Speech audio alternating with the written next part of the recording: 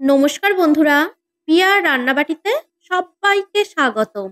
আজ আমি খুবই সহজ পদ্ধতিতে সুজির একটা ভাপা পিঠা রেসিপি নিয়ে আপনাদের সাথে চলে এসেছি। বাড়িতে অনেক সময় চালের গুঁড়া থাকে না, হাতের কাছে সুজি থাকলে মাত্র 10 মিনিটে চায়ের কাপে আপনারা এই ভাপা পিঠাটা বানিয়ে নিতে পারবেন। এই ভাপা পিঠাটা খেতে একদম তুলোর মতন নরম হয়। ভাপা পিঠা বানাতে আমি এখানে 1 কাপ সুজি নিয়েছি। তারপর দিচ্ছি সামান্য পরিমাণ লবণ। এবার একটা চামচ দিয়ে লবণটা খুব ভালো করে মিশিয়ে নেব।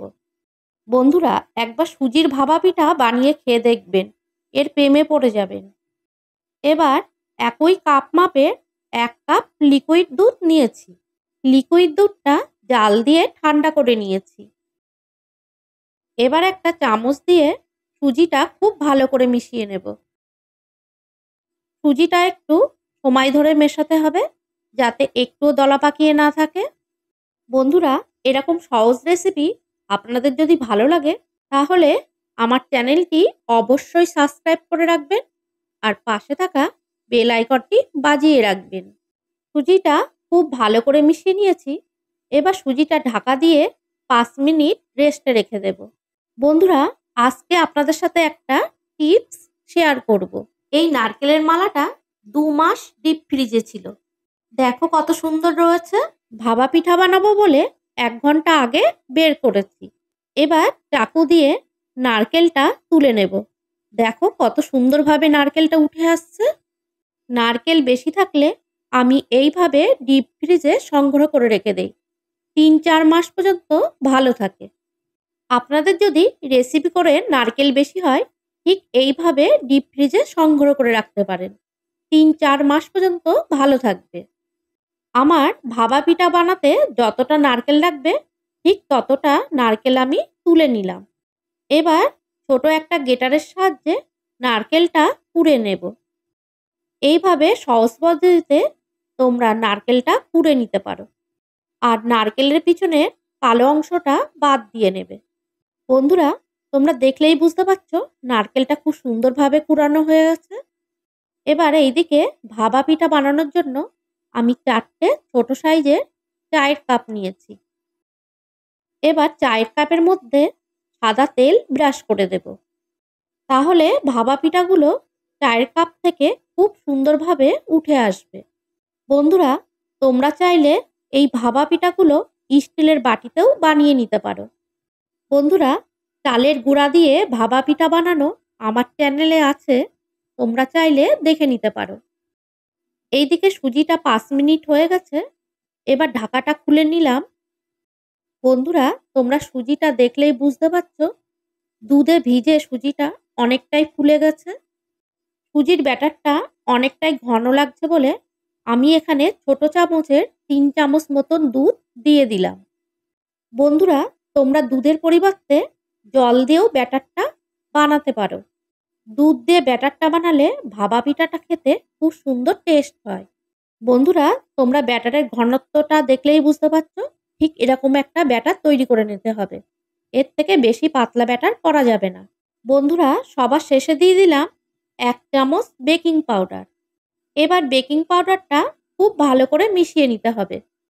বন্ধুরা, ব্যাটারটা বানাতে আমার এখানে মোট 1 কাপ আর চায়ের চামচের 3 চামচ দুধ লেগেছে। বন্ধুরা, বেকিং পাউডার মিশিয়ে ব্যাটারটা বেশি সময় রাখা যাবে না, সাথে সাথে পিঠাটা বানিয়ে ফেলতে হবে। বন্ধুরা, যে কাপগুলোই আমি সাদা তেল ব্রাশ করে নিয়েছি, এবার সেই কাপগুলোর মধ্যে 2 চামচ করে ব্যাটার দিয়ে দেব। প্রত্যেক কাপে আমি 2 চামচ করে ব্যাটার দিয়ে দেব। আর বাকি ব্যাটারটুকু পরে দেব। বন্ধুরা, কাপগুলো ঠিক এরকম একটা ঝাঁঝরি থালার উপরে বসাতে হবে। বন্ধুরা, আলাদা একটা পাত্র নিয়েছি। সেই পাত্রের মধ্যে 3 চামচ খেজুরির গুড় নিয়েছি। খেজুর গুড়ের মধ্যে 4 চামচ নারকেল কুড়া দিয়ে দিলাম। এবার নারকেল কুড়াটা গুড়ের সাথে খুব ভালো করে মিশিয়ে নেব। বন্ধুরা, আমি এখানে খেজুরির পাটালি গুড় নিয়েছি। পাটালি গুড়টা গ্রেট করে নিয়েছি। তোমরা চাইলে এখানে আখের গুড় নিতে পারো। নারকেলের সাথে গুড় খুব ভালো করে মিশিয়ে নিয়েছি। এবার ব্যাটারের ওপরে গুড় মাখানো কিছুটা নারকেল কুড়া দিয়ে দেব। নারকেল কুড়াটা খুব বেশি চেপে দেবে না, হালকা করে ছড়িয়ে দিতে হবে।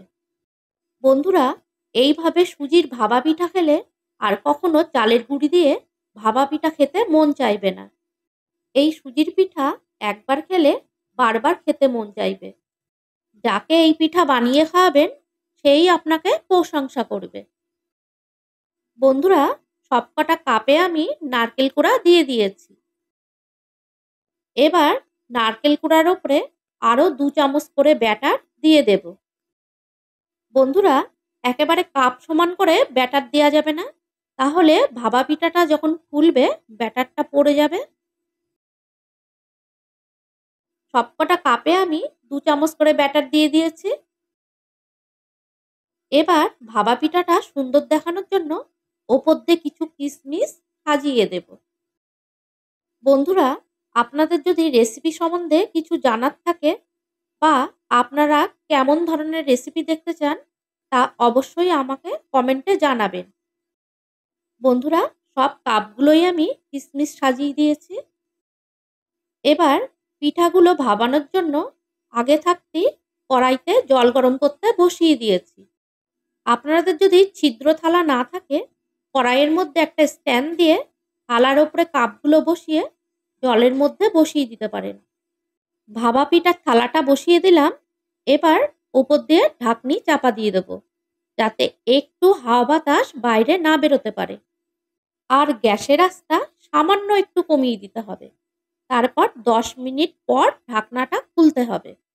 তার আগে একটু ঢাকনা খুলে দেখা যাবে না, তাহলে পিঠাগুলো কিন্তু খুব সুন্দরভাবে ফুলবে না।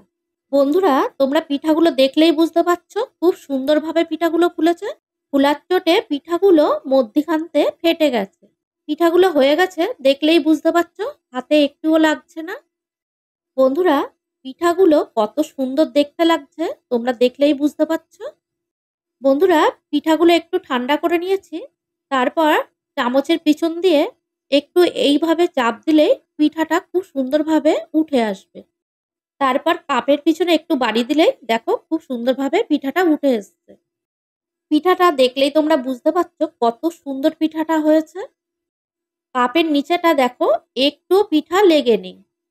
বন্ধুরা, এই পিঠাগুলো ঠান্ডা হয়ে গেলেও 24 ঘন্টা তুলোর মতো নরম থাকবে। এই পিঠাগুলো একবার খেলে আপনার মন ভরবে না, বারবার খেতে মন চাইবে। তাহলে বন্ধুরা, দেখলেন তো কত সহজে সুজি দিয়ে ভাপা পিঠা বানানো যায়। বন্ধুরা, রেসিপিটা ভালো লাগলে ভিডিওতে অবশ্যই একটা লাইক করে দিও আর রেসিপিটা তোমাদের বন্ধুদের মধ্যে শেয়ার করে দিও।